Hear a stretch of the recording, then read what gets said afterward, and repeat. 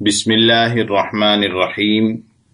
حدیث نبوی اور دور حاضر کے فتنے، سبق نمبر 5، حدیث نمبر 6۔ لیت شعری کیف امتی بعدی حین تبختر رجالهم وتمرح نساؤهم، ولیت شعری حین یصیرون صنفین، صنفا ناصبی نحورهم فی سبیل اللہ وصنفا عمالا لغیر اللہ۔ ترجمہ: کاش میں جان لیتا کہ میرے بعد میری امت کا کیا حال ہوگا اور ان کو کیا کچھ دیکھنا پڑے گا جب ان کے مرد اکڑ کر چلا کریں گے اور ان کی عورتیں کھلے بازار اتراتی پھریں گی، اور کاش میں جان لیتا جب میری امت کی دو قسمیں ہو جائیں گی۔ ایک قسم تو وہ ہوگی جو اللہ تعالیٰ کے راستے میں ڈٹے رہیں گے، اور ایک قسم وہ ہوگی جو غیر اللہ ہی کے لیے سب کچھ کریں گے۔ اس حدیث میں نبی کریم صلی اللہ علیہ وسلم نے اپنی امت کے اندر پیدا ہونے والے بگاڑ کا ذکر کیا ہے۔ نمبر 1، مردوں میں اکڑ کر چلنے کی بیماری پیدا ہو جائے گی۔ چنانچہ آج یہ بات کثرت سے دیکھی جا سکتی ہے۔ ہر آدمی غرور اور تکبر میں چور ہے، اور اسی وجہ سے ان کا لباس اور پوشاک بھی تکبر والا، چال اور چلن بھی تکبر والی، بات چیت بھی تکبر والی۔ غرض ہر ادا اور حرکت میں یہی غرور اور تکبر جھلکتا ہوا دکھائی دیتا ہے، اور اسلاف کی سادگی اور بے تکلفی اور تواضع اور انکساری سب رخصت ہو گئی۔ جاہل سے جاہل اور فقیر سے فقیر آدمی بھی اپنے آپ کو بڑا اور سب سے بڑا سمجھتا ہے اور اس کا مظاہرہ کرتا ہے۔ نمبر 2، عورتوں میں اترا کر اور ناز و نخروں سے چلنے کی بیماری ہوگی، جیسا کہ یہ بھی آج کل دیکھا جاتا ہے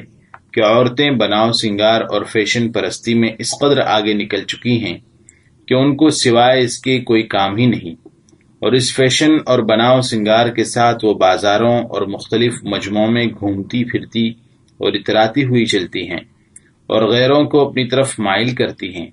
حالانکہ ایک حدیث میں ایسی عورت کو آپ صلی اللہ علیہ وسلم نے زناکار قرار دیا ہے جو عطر لگا کر مجمع پر سے گزرے، یہ اس لیے کہ اس سے غیروں کی نظر اس کی طرف ہوگی اور برائی کا دروازہ کھلے گا۔ غرض یہ بھی علامات قیامت میں سے ہے کہ عورتیں فیشن پرستی کا شکار ہوں اور اتراتی ہوئی بازاروں اور سڑکوں پر پھریں اور بے حیائی کا مظاہرہ کریں، اور یہ سب کچھ آج کھلی آنکھوں سے نظر آ رہا ہے۔ نمبر 3، اخلاص کا ختم ہو جانا۔ امت میں ایک طبقہ تو ہمیشہ دین پر قائم ہوگا اور اللہ کے راستے میں ڈٹا رہے گا، مگر آخری دور میں ایک بڑی جماعت اور طبقہ ایسا ہوگا جو ہر کام غیر اللہ ہی کے لیے کرے گا۔ دینی تعلیم بھی، نماز اور امامت بھی، دینی تحریک بھی، سب کے سب کام ہوں گے، مگر مقصد دنیا کا مال اور سامان، دنیاوی وجاہت اور منصب ہوگا۔ اس کا بہت کچھ اندازہ اس زمانے میں ہو رہا ہے۔ مساجد کی تعمیر، مدارس کی تعمیر اور دینی تعلیم اور مختلف دینی قیادتیں دنیا کے مال و سامان کی بنیاد پر قائم اور جاری ہیں، اس لیے ان میں آپسی اختلافات اور جھگڑے اور ایک دوسرے کے عیب نکالنا اور نکتہ چینی بھی انتہا درجے کی ہوتی ہے، جبکہ ہر ایک اپنا مقصد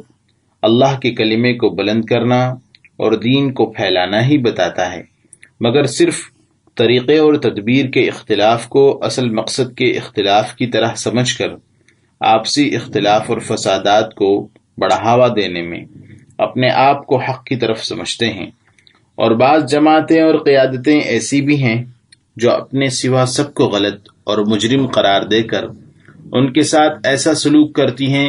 جیسے کسی کافر اور مرتد یا فاسق ملعون سے ہونا چاہیے۔ یہ ساری باتیں دراصل اس لیے ہیں